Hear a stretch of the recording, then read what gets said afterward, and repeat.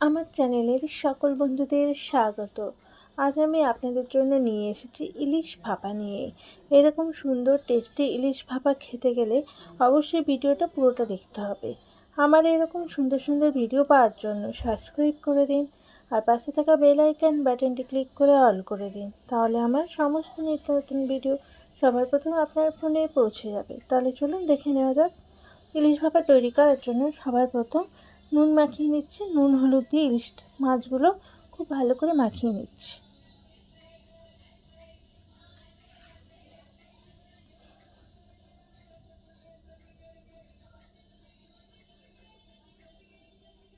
এবার এখানে যে মশলা অ্যাড করব সেটা হলো সর্ষে বাটা আর কাজু বাদাম বাটা।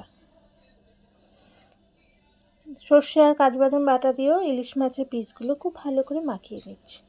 এভাবে মাখিয়ে নিয়ে 5 থেকে 10 মিনিট রেখে দিতে হবে। এবারে সর্ষের তেল দিয়ে দিচ্ছি কড়ায়।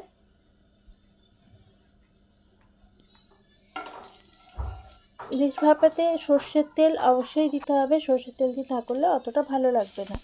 কালো জিরে দিলাম আর আদা বাটা দিলাম আর পোস্ত বাটা দিয়ে দিচ্ছি। মশলার জল দিয়ে দিচ্ছি অল্প একটু।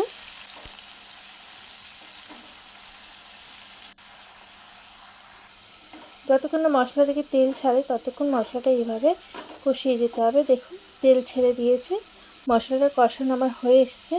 একটু পরিমাণ মতো হলুদ দিয়ে দিলাম।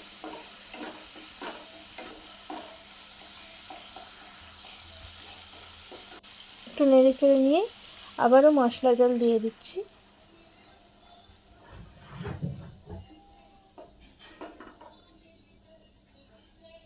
এবারে যে মাছগুলো মাখিয়ে রেখেছিলাম সর্ষে আর কাজু বাদাম বাটা, সেই মাছগুলো এখানে দিয়ে দিচ্ছি।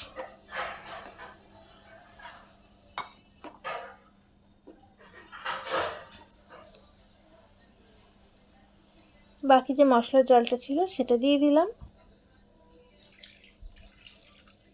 একটু বেশি করেই জল দিয়ে দিচ্ছি, মাছগুলো সিদ্ধ হবে।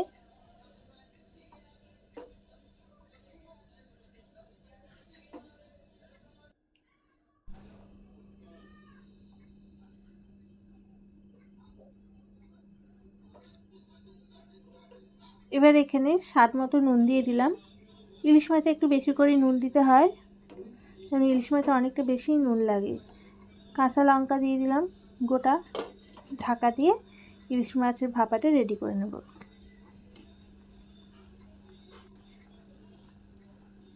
খুলে দিয়ে একবার এইভাবে উল্টে দিলাম।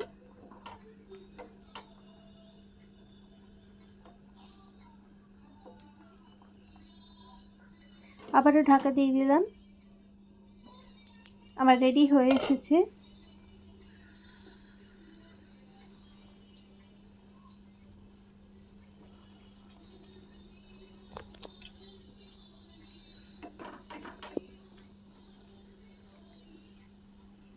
কাঁচা লঙ্কা কয়েকটা এইভাবে আমি ঘেঁটে দিচ্ছি।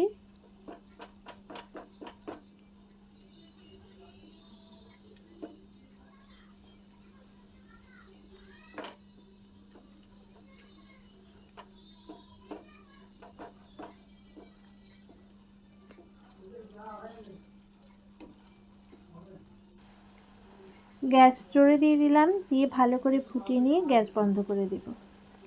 গ্যাস বন্ধ করে দিলাম। আমার একদম রেডি হয়ে গেছে ইলিশ ভাপা। দেখতে যেমন সুন্দর, খেতেও অসাধারণ হয়েছে। এই দিয়েই অনেকটা ভাত খেয়ে নেওয়া যাবে। আমার ভিডিওটা যদি আপনাদের ভালো লেগে থাকে লাইক করে দেবেন, কমেন্ট বক্সে জানাতে ভুলবেন না কিন্তু, আর বন্ধুদের কাছে শেয়ার করে দেবেন। আজ তবে এই পর্যন্তই। পরবর্তী ভিডিওতে আবার অন্য কোনো রেসিপি নিয়ে আসবো। ধন্যবাদ।